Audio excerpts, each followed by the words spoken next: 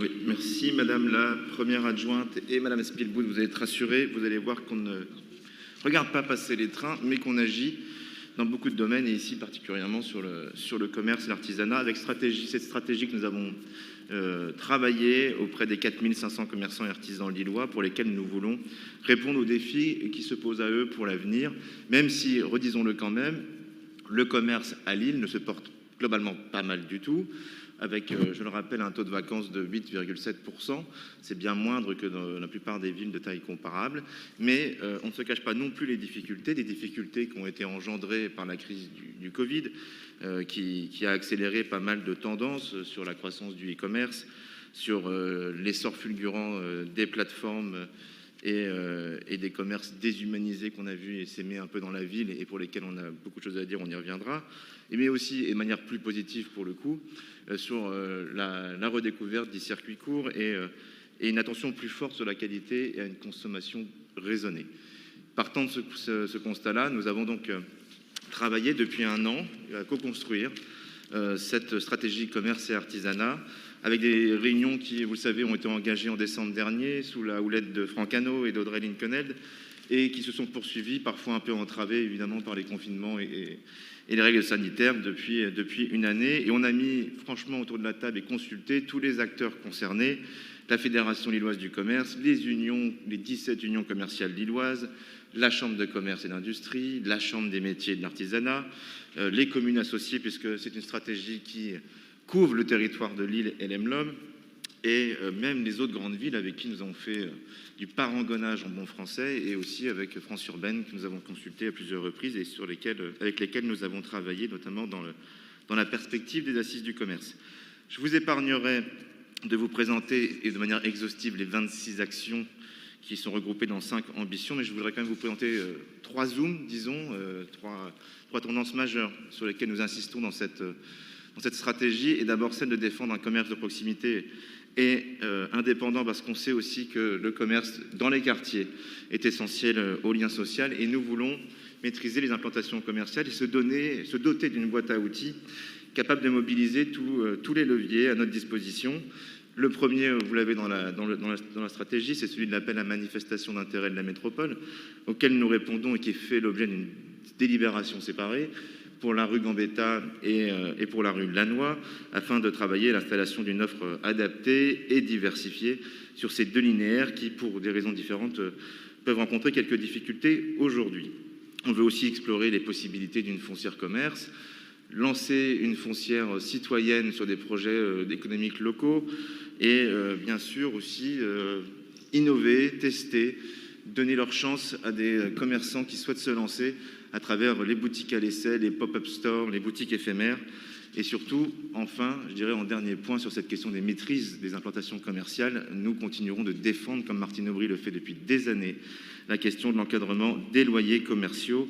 dans une ville où les prix ont flambé ces dernières années et mettent en péril réellement l'indépendance et la proximité du commerce. Et qui dit commerce de proximité indépendant dit aussi de lutter contre le développement de ce qui est une négation absolue de ce que nous considérons comme le commerce de demain, que nous voulons défendre. Donc c'est lutter contre le développement des dark stores, les drive piétons, les plateformes de livraison, les quick commerce, tout ce qui ressemble à un anglicisme ici.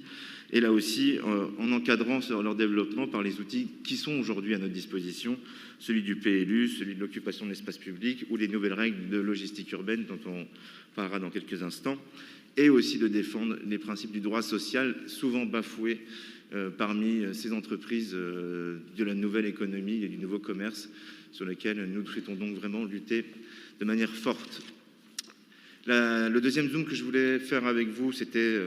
pour dire que nous allons et nous voulons accompagner plus encore les commerçants dans la transition numérique. Je voulais juste vous citer l'étude Procos qui est sortie le 2 février dernier. Donc le Procos, c'est le rassemblement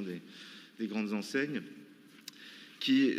note que sur l'année 2021, le poids du commerce en ligne, parmi le commerce de détail, atteint désormais 15%. Il a augmenté de 13,5% à 15% en moins d'un an. Et surtout, beaucoup plus grave, la fréquentation des commerces physiques a plongé de 20% en 2021 par rapport à 2019. Il y a vraiment urgence et il faut vraiment tirer la sonnette d'alarme là-dessus, parce qu'une ville fantôme, comme on l'a dit, n'est pas ce que nous souhaitons aujourd'hui pour le commerce de demain. En revanche, il faut aussi admettre un principe. qu'on a déjà évoqué récemment, c'est que le tout physique aujourd'hui n'est plus possible, mais que le tout numérique n'est pas souhaitable. Il faut quand même amener les commerçants vers une maîtrise de la digitalisation, ce qu'on appelle la figitalisation, cette alliance du commerce physique et de la digitalisation, en leur donnant les outils